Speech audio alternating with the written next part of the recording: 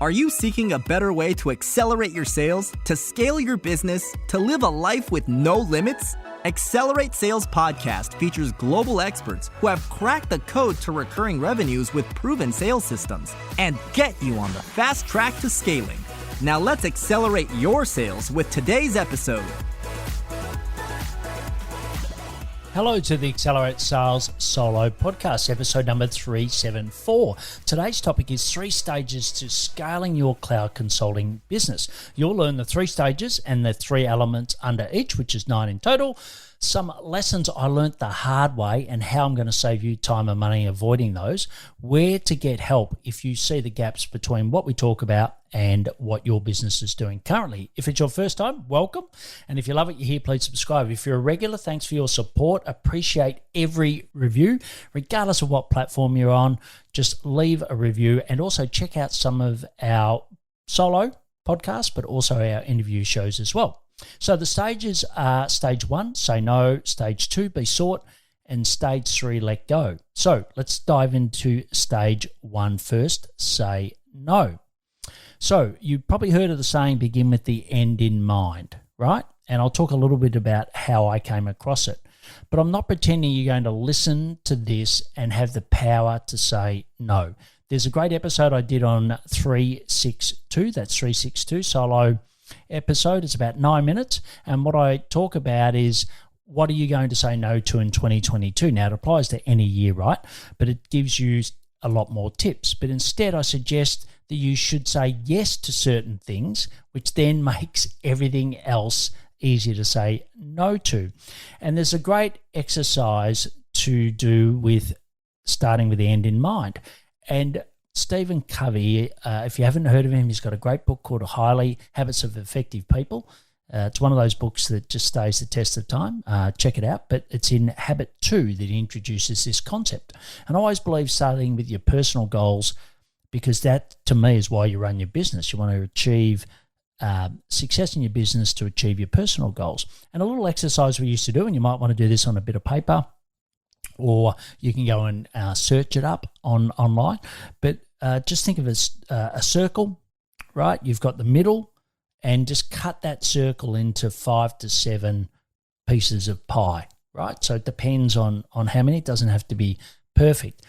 And as an example, so I've got 7, and my 7 roles are husband, father, health, business, sport, finance, and being a mate.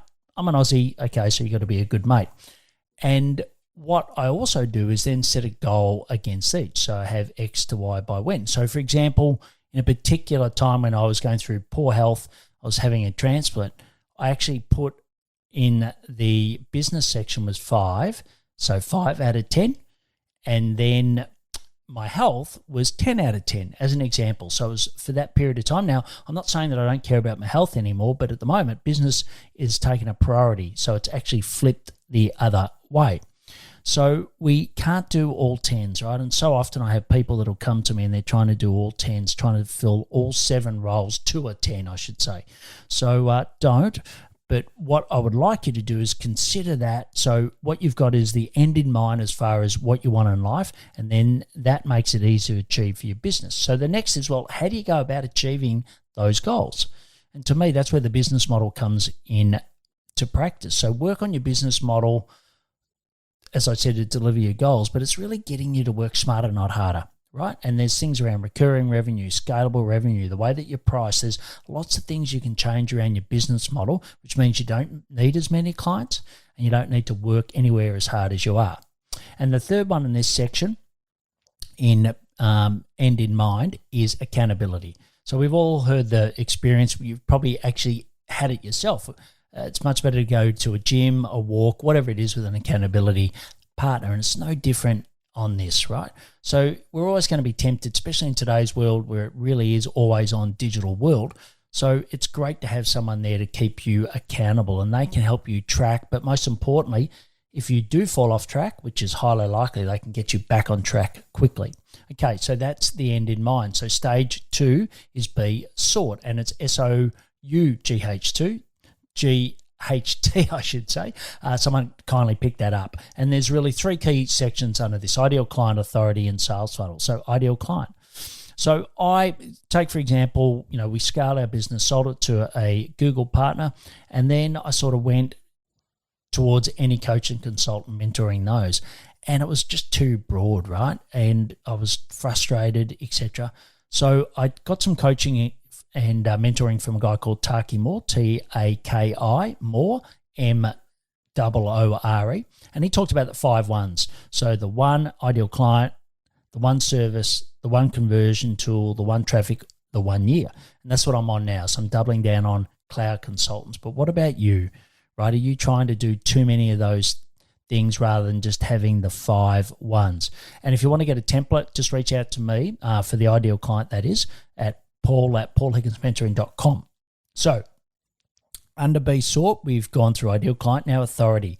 So are you tired to reaching out to potential clients all the time? I know I used to be constantly, sending messages. There's a high rejection rate and it's not much fun, right? What happened if it was the other way around? People actually came to you.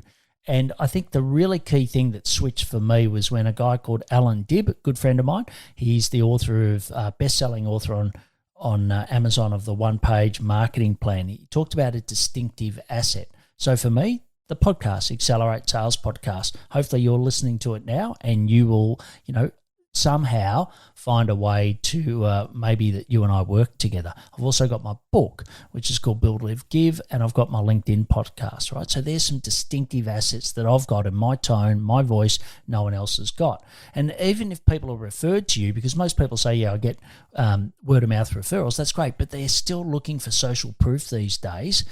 And they will research you online, and it's great to have those assets, right? So often someone will come and talk to me and say, hey, I feel like I already know you so much because I listen to so many of your podcasts. All right, so the last section in the stage 2, Be Sought, is sales funnel. So there's so many different terms for this. To me, I just think it's a simple way of people going from like, know, and trusting you to become a client. And for example, my sales funnel is pretty simple, right? There's LinkedIn content, there's a podcast, then it goes into a free Slack group or community called Cloud Consultants Collective. Then I have a email sequence where I basically invite people to a call, and it is that, right? It's how can I help them? But some of those calls do then turn into a sales call, and we end up converting clients. And are you expecting too much from your prospects, right? Do you think that they should, just constantly reach out to you? And you've all heard it before, but, very few people will come knocking on your door unless you've built the authority and then you have the sales funnel that makes it easy for them. So we've gone through 2 so far. So we've gone through begin or the end in mind and sought after.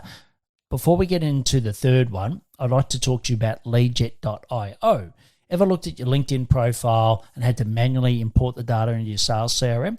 And have you ever looked at messages and thought, I've got to copy that, etc.? Well, Leadjet does that all for you, and it does it across a couple of key platforms, including Salesforce, Copper, Pipedrive, HubSpot, and I know there's one more. I think it's SalesLoft. Yeah, that's it, SalesLoft. So why not check it out for yourself? Just go to paulhigginsmentoring.com/Leadjet, and I wouldn't promote it, believe me, if I didn't love it myself. I also want to talk to you about our free Slack community that I mentioned before. It's a safe place where questions are asked and answered by like-minded peers.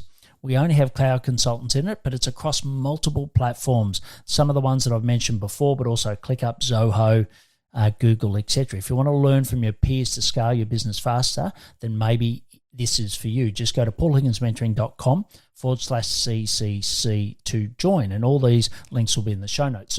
So far we've covered stage 1, which is saying no, and now we're going to stage 2, Be Sought. And I think during this podcast I've actually said stage 1 was begin with the end in mind. That's not correct. It's actually saying no. So now into stage 3, let go. So Michael Hyatt, the author of Your Best Year Ever, I really liked a term that he brought up once, and he basically said you don't have a business if you don't have a team, right? And the quality of your team depends on, I think, these 3 things. So number 1 is recruitment, and the catch to recruiting is always be recruiting, right? When you find a great person, just find a role for them. The second is always get them to do video interviews first, as before you even qualify them. Practical exercises, so I always do a paid practical exercise because what people say and do can be different. Also have a trial period. Some countries do that, but with freelancers, I think it's really important to have a trial period, maybe 3 months. Interview, so ask very specific or ask questions to get very specific answers around competencies, right? I think that's really important. But if you like my list of questions and the process we do, just email me at paul@paulhigginsmentoring.com. So we've gone through recruitment. The next one's training. And I don't know if you've ever heard of above and below the line. I'm a qualified coach at the I think it was the executive, I don't know, I'll put it in the show notes, right? It's been a while since I've done it. I think it's changed its name. But anyway, we talked about above the line, below the line. Above the line is what you can influence. Below the line is what your staff member can, or your teammate, whatever you want to call it.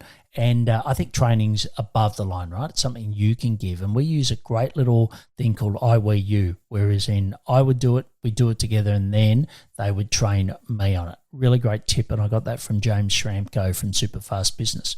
So we've gone through recruitment and training. So the last one is motivation. And look, I know there's a lot of books and a lot of great podcasts on motivation. To me, there's a couple of things that stand out. One is in the induction, really understand, their style of work, how they love to work, and what's most important to them. I think that's critical.